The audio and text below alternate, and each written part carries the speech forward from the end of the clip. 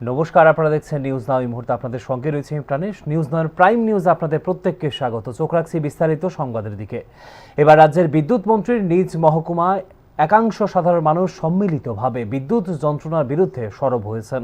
ঘটনা মোহনপুর মহকুমার সিমনা বিধানসভার সিমনা গ্রাম পঞ্চায়েতের 5 নম্বর ওয়ার্ডে। গ্রামবাসীদের অভিযোগ, দিনের পর দিন বিদ্যুৎ চপলতা চলতে থাকলেও ব্যবস্থা গ্রহণ করা হচ্ছে না।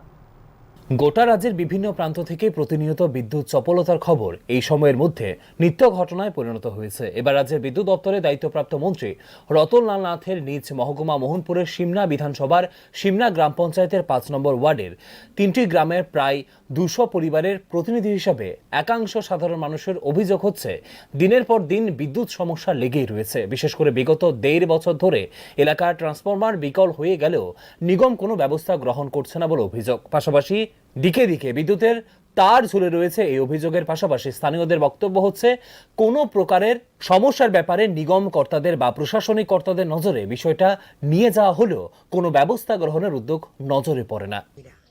রাজকারণ আমরা নিজেরা মাঝে মধ্যে কাটিয়া পরিষ্কার করতেছি, অথচ তারা এই সমস্ত ব্যাপার দেখে না। তার টানে না, লুজ হয়ে এসে তার একটু বাতাস হইলই কুড়ি তারগুলা লড়ে বাড়ি খায়, বাড়ি এসে বিদ্যুৎ পাই। মানে বিদ্যুৎ দপ্তরের লাইনম্যানরা তারা এই সমস্ত তারের মধ্যে কোনো কাজই করতেছে না, কাজ করতেছে না। সাধারণ মানুষের বক্তব্য হচ্ছে, যেহেতু এই সময়ের মধ্যে বিদ্যুৎ ছাড়া জনজীবন ভাবাই যায় না, তাই এই এলাকা সমূহের বিদ্যুৎ সংক্রান্ত সমস্যার সমাধানে দ্রুততার সাথে যাতে প্রয়োজনীয় ব্যবস্থা গৃহীত হয়, সেই দাবি স্থানীয়দের। Bureau report, news now. Jampuijala RD ব্লকের অমেন্দ্রনগর 80 বছরের শুভলক্ষ্মী দেববর্মা ভাতা থেকে বঞ্চিত। প্রশাসন কেন বৃদ্ধ ভাতা প্রদান করছে না, প্রশ্ন এখানেই। দাবি উঠছে, দ্রুততার সাথে ভাতার আওতায় যুক্ত হোক শুভলক্ষ্মী দেববর্মার নাম। পশ্চিম ত্রিপুরা জেলার অন্তর্গত জম্পুইজলা আরডি ব্লকের অমেন্দ্রনগর গ্রাম পঞ্চায়েতের 80 বছরের বৃদ্ধা শুভলক্ষ্মী দেববর্মা ভাতা বঞ্চিত। স্বাভাবিকভাবেই সরকারের বৃদ্ধ ভাতা পাওয়ার সমস্ত প্রকারের যোগ্যতা থাকা সত্ত্বেও শুভলক্ষ্মী দেববর্মা কি কারণে ভাতা পাচ্ছেন না, এটাই বড় প্রশ্নচিহ্ন। এর পেছনে কি রয়েছে কোনো রাজনৈতিক দুর্বিসন্ধি নাকি প্রশাসনিক দুর্বলতা, এটাই প্রশ্ন। এই বিষয়ে নিয়ে শুভলক্ষ্মী দেববর্মাকে পাশে রেখে ওনার পুত্রবধূ দাবি করলেন, স্বাভাবিকভাবে এই বয়সে ভাতা না পাওয়ার দরুন চলতে অসুবিধা হচ্ছে। পাশাপাশি দাবি করছেন, প্রশাসন যাতে দ্রুততার সাথে 80 বছরের এই বৃদ্ধাকে ভাতার আওতায় আনেন। এখনো ভাতা পাইছে না, বয়স হয়েছে 80 বছর, আর কাগজ জমাও দিছে, এখনো পাইছে না। পাইছেন না? না, তার নাম কি? এমনি শুভলক্ষ্মী দেববর্মা। এই সময়ের মধ্যে যেখানে সরকার বিভিন্ন প্রকারের সামাজিক সুরক্ষা সংক্রান্ত স্কিমগুলো সঠিকভাবে রূপায়িত করার দাবি করছেন, সে জায়গায় দাঁড়িয়ে এইভাবে 80 বছরের এক বৃদ্ধার ভাতা বঞ্চিত থাকার ঘটনা সত্যি সত্যি বেমানান। এখন দেখার বিষয়, প্রশাসন সংশ্লিষ্ট বিষয় কত দ্রুততার সাথে দৃষ্টি নিবন্ধন করে। Bureau report, news now. রেস্টুরেন্টের ক্যাশ বাক্স থেকে 2 লক্ষ টাকা চুরির ঘটনা চাঞ্চল্য ছড়িয়েছে বিশ্রামগঞ্জে। অভিযোগ, বরজলা জোড়াপুকুর এলাকার বিপ্লব শর্মা রেস্টুরেন্টের ক্যাশ বাক্স থেকে 2 লক্ষ টাকা চুরি হয়েছে। এই চুরির ঘটনায় রেস্টুরেন্টের এক প্রাক্তন কর্মচারী জড়িত বলে সন্দেহ মালিকের। দিন দুপুরে রেস্টুরেন্টের ক্যাশ বাক্স থেকে 2 লক্ষ টাকা চুরির ঘটনায় চাঞ্চল্য তৈরি হয়েছে বিশ্রামগঞ্জ বরজলা জোড়া পুকুর এলাকায়। ক্ষতিগ্রস্ত মালিকের নাম বিপ্লব শর্মা। বিপ্লব বাবুর অভিযোগ, গতকাল তিনি ব্যাংক থেকে 2 লক্ষ টাকা এনে নিজের রেস্টুরেন্টে ক্যাশ বাক্সে রেখেছিলেন। এদিন দুপুরে তিনি বাড়ি যাওয়ার পর তার দোকানে আসেন প্রাক্তন কর্মচারী শ্যামল দেবনাথ। শ্যামল দেবনাথ দীর্ঘক্ষণ দোকানে বসে থাকে এবং এক প্রকার ফুসলিয়ে দোকানের বর্তমান কর্মচারীকে ভাত খাওয়ার জন্য বাড়িতে পাঠিয়ে দেয়। শ্যামল দাস যখন ক্যাশ বাক্সের সামনে গিয়েছিল, পরবর্তীকালে মালিক ক্যাশ বাক্স খুলে দেখতে পান এর মধ্যে টাকা নেই। ধারণা করা হচ্ছে কর্মচারী শ্যামল দেবনাথ সেই টাকা চুরি করে নিয়ে গেছেন। কি হয়েছে তোমার দোকানে? কালকে এনে 2 লক্ষ টাকা ব্যাংকের থেকে এনে রাখছি, আরেকজনের দেওয়ানোর লেগে। তো আমার লোক আরেকজন আসিল, টাকাটা আনতো, হে আসতো, টাকাটা রাখতো, হে আসিল, ঘর আসিল, অনেকক্ষণ পরে নাই, পরে টাকাটা নাই। তারপরে মাঝখানে আমার কর্মচারীরা হে কইতাছে, তুমি ভাত খাইতে যাও, ভাত খাইতে যাও। তারপরে ভাত খাইতে যাইতে কই এসে তেন বসে গেছে সামনে। তারপরে টাকাটা নাই। হ্যাঁ, কেডা? এর নাম শ্যামল। শ্যামল কি? শ্যামল দেবনাথের কি আগে আমার দোকান আসিল কর্মচারী, আগে আসলো। অন্যদিকে বিষয়টিতে বিশ্রামগঞ্জ থানার পুলিশের কাছে অভিযোগ করেছেন রেস্টুরেন্টের মালিক। পুলিশ রেস্টুরেন্টে এসে ঘটনার তদন্ত শুরু করেছে। Bureau report, news now. চোখ রাখছি পরবর্তী খবরের দিকে। গোটা রাজ্য জুড়ে দিনভর নানা অনুষ্ঠানের মধ্য দিয়ে পালিত হচ্ছে বিদ্রোহী কবি কাজী নজরুল ইসলামের জন্মজয়ন্তী। একই রকম ছবি সাবরুমেও। নজরুল জন্মজয়ন্তী উদযাপন মঞ্চ থেকে বিদ্রোহী কবিকে সমাজের প্রয়োজনে ভবিষ্যৎ প্রজন্মের স্বার্থে অনুসরণের আহ্বান। আমাদের বর্তমানে যে সুখের জীবন রয়েছে, সুন্দর সমাজ, সুন্দর কাঠামো রয়েছে, এইগুলোর ক্ষেত্রে যে সমস্ত মনীষীদের অবদান সর্বজন বিদিত, তাদের মধ্যে অন্যতম হচ্ছেন বিদ্রোহী কবি কাজী নজরুল ইসলাম। আজকের দিনে দাঁড়িয়েও আমাদের সমাজে বিদ্রোহী কবি কাজী নজরুল ইসলামদের মতো মনীষীদের যথেষ্ট প্রাসঙ্গিকতা রয়েছে। তবে আমরা আমাদের বর্তমান প্রজন্মের কাছে এই তাৎপর্যের বার্তা বা প্রাসঙ্গিকতার বার্তা তুলে ধরতে পারছি না। দিকে দিকে পড়ার অভ্যেসও কমে যাচ্ছে। সাবরুমে ত্রিপুরা সরকারের তথ্য, সংস্কৃতি এবং পর্যটন দপ্তরের উদ্যোগে আয়োজিত বিদ্রোহী কবি কাজী নজরুল ইসলামের জন্মজয়ন্তী অনুষ্ঠানে উপস্থিত থেকে অনেকটা এইভাবেই কথাগুলো বলছিলেন সাবরুমের মহকুমা শাসক সুমন রক্ষিত। পাশাপাশি তিনি আজকের দিনে দাঁড়িয়ে আমরা যাতে করে আগামী দিনের জন্য নজরুল ইসলামের জীবনী চর্চাকে গুরুত্ব দিতে পারি সে বিষয়ে ভূমিকা পালনের আহ্বান রাখেন। এক হাতে বাঁকা বাঁশের বাঁশরি, এক হাতে রণদুর্য, এটাতেই বোঝায় যে উনি কি এবং উনি কেন আমাদের মাঝে এতটা জনপ্রিয়। আজকের দিনে উনি প্রচন্ড প্রাসঙ্গিক। সাবরুম নগর পঞ্চায়েতের আন্তরিক সহযোগিতায় আনন্দপাড়াস্থিত নজরুল পার্কের আজকের এই অনুষ্ঠানের একেবারে শুরুতেই সম্মানিত অতিথিরা নজরুল ইসলামের প্রতিকৃতিতে শ্রদ্ধা সহ পুষ্পার্ঘ্য করেন। অন্যান্যদের মাঝে এই অনুষ্ঠানে নগর পঞ্চায়েতের চেয়ারপারসন রমা পোদ্দার দিয়ে, ভাইস চেয়ারপারসন দীপক দাস সহ বিভিন্ন বিশিষ্ট ব্যক্তিত্বরা উপস্থিত ছিলেন। ফিউরো রিপোর্ট, নিউজ নাও। প্রচণ্ড ঝড় এবং বৃষ্টিতে বৃহৎ আকারের গাছ ভেঙে পড়ে আসাম আগরতলা জাতীয় সড়কের রানীর বাজার এলাকাতে যোগাযোগ ব্যবস্থা বিচ্ছিন্ন হয়ে পড়ে। খবর পেয়ে জিরানিয়া মহকুমার স্কাউট অ্যান্ড গাইডস সহ ডিজাস্টার ম্যানেজমেন্টের স্বেচ্ছাসেবকরা তৎপরতার সাথে স্বাভাবিক করেন যান চলাচল। ক্রমাগত বৃষ্টি সহ ঝড়ের প্রভাবে রানীর বাজারের ঘোড়ামারা ব্রিজ সংলগ্ন এলাকায় জাতীয় সড়কের উপর একটা বিশাল আকারের গাছ ভেঙে পড়লে যোগাযোগ বিচ্ছিন্ন হয়ে যায় এলাকায়। মুহূর্তের মধ্যেই রাস্তার দুই ধারে প্রচুর গাড়ি জমে যায়। খবর দেওয়া হয় জিরানিয়া মহকুমা শাসকের কন্ট্রোল রুমে। এরপর স্কাউট অ্যান্ড গাইডসের এবং সিভিল ডিফেন্সের স্বেচ্ছাসেবীদের তৎপরতার সাথেই ঘটনাস্থলে ছুটে গিয়ে গাছটিকে কেটে সরিয়ে ফেলে পুনরায় যান চলাচল উপযুক্ত করে দেয় আসাম আগরতলা জাতীয় সড়ককে।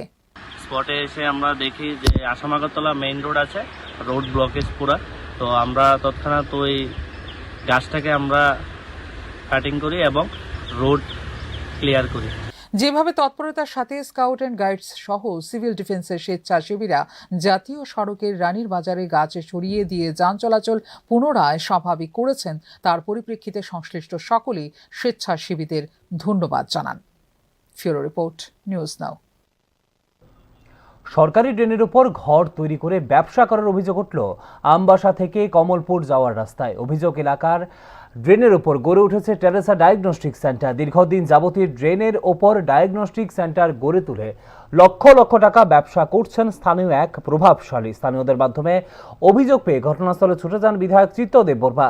তিনি বিষয়টি খতিয়ে দেখার আশায় দিয়েছেন বলে জানা গেছে।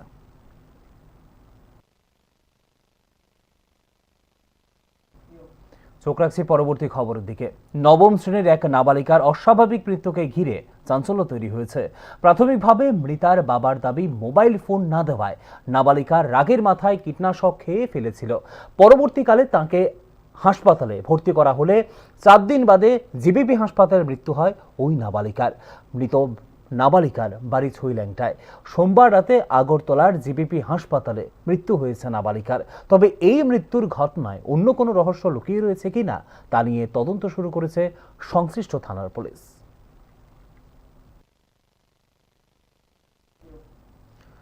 6 দিন আগে বক্সনগরে বিএসএফ এর গুলিতে আহত এক যুবকের মৃত্যু হয়েছে জিবিপি হাসপাতালে। মৃত যুবকের নাম রুবেল মিয়া। মঙ্গলবার সকাল 11টায় জিবিপি হাসপাতালে রুবেলের মৃত্যু হয়েছে বলে পরিবারের বিবরণ। ভারত বাংলা সীমান্ত এলাকায় বিএসএফ এর গুলিতে ফের মৃত্যু হলো এক যুবকের। এবারের ঘটনা সিপাহীজলা জেলার বক্সনগরে। মৃত যুবকের নাম রুবেল মিয়া। 30 বছরের যুবক রুবেল মিয়া চেন্নাই থেকে কাজ করত। 1 মাস আগে সে ছুটি নিয়ে বাড়িতে এসেছিল। রুবেলের পিতার দাবি 6 দিন আগে তারা হঠাৎই শুনতে পান বিএসএফ তার ছেলেকে গুলি করেছে, কিন্তু কি কারণে গুলি করেছে এই বিষয়ে তিনি কিছুই জানেন না।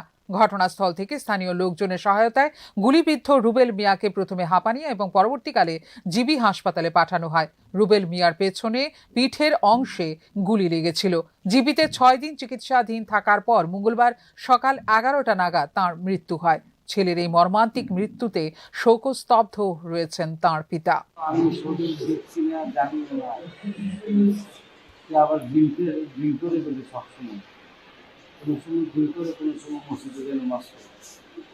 আমি জানতাম লইতেছি, আমি তাহলে মানে বললাম মানুষকে জানলো জানলে ভোট নামতেছে একটু ঘরে কথা, তোমার গুলি করছে হাসপাতাল দিয়েছে, কি গুলি করবো কেন অনুহস্তাশীল মনে করি। তারপর গান রয়েছে বেশি হাসপাতাল আমরা যাইছিল দেখতে পাড়ারে দেখা করে দিয়েছে, এটা নিজে উচিত তো সেটা রক্তপাত হয়ে আইসি হাবেন না এসেছে, হাবেন না তারাও পুরোলা সাইডে দেখা করে দিয়েছে জিবি এসে আজকে শেষ করলাম না। জীবিতে জানছেন এই ঘটনায় বক্সনগর থানার পুলিশ তদন্ত শুরু করেছে। জানা গেছে বিএসএফ সন্দেহভাজন পাচারকারীদের গুলি করেছিল। সেই পাচারকারী দলে রুবেল মিয়া ছিল বলে বিএসএফ সূত্রের দাবি, তবে থানা পুলিশ এই বিষয়ে নিশ্চিত করে কিছুই জানায়নি। ফিউরো রিপোর্ট, নিউজ নাও। বিগত 2-1 দিন ধরে যুব মোর্চার নেতৃত্ব তথা শিল্পী রাজেশ ঘোষের সাথে শুভম বিশ্বাস নামে এক যুবকের তরজার লড়াই চলছিল সামাজিক মাধ্যমে। এবার এই লড়াইয়ে থানার দ্বারস্থ হলেন রাজেশ ঘোষ। শুভম বিশ্বাসের হুমকিতে প্রাণ সংশয়ে রয়েছে দাবি করে ব্যবস্থা গ্রহণের দাবি রাজেশের। বিগত 2-1 দিন ধরে সামাজিক মাধ্যমে বিজেপি দলের যুব মোর্চার নেতৃত্ব তথা সঙ্গীত শিল্পী রাজেশ ঘোষের সাথে এই রাজ্যের পরিচিত এক এনজিও পরিচালক শুভম বিশ্বাসের বাঘ বিতণ্ডার লড়াই পরিলক্ষিত হচ্ছে। এই আবহে এবার নতুন সংযোজন হচ্ছে। শুভম বিশ্বাসের বিরুদ্ধে থানায় লিখিত অভিযোগ দায়ের করলেন রাজেশ ঘোষ। রাজেশ ঘোষ দাবি করলেন, যেভাবে শুভম বিশ্বাস প্রকাশ্যে সামাজিক মাধ্যমে তার মানহানি করছে এবং তাকে মেরে ফেলার হুমকি প্রদান করছে, তার পরিপ্রেক্ষিতে তিনি শঙ্কিত।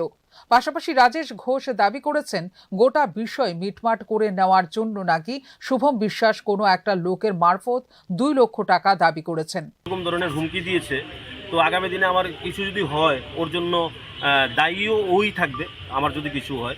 তো এটা আমার এখানে যুব মোর্চার যারা আছেন, বাধারঘাট যুব মোর্চার প্রেসিডেন্ট এসছেন, সঙ্গে বরদোয়ালি যুব মোর্চার প্রেসিডেন্ট রয়েছেন, সঙ্গে সবাই যারা এখানে যারা রয়েছেন সকলে এসছেন।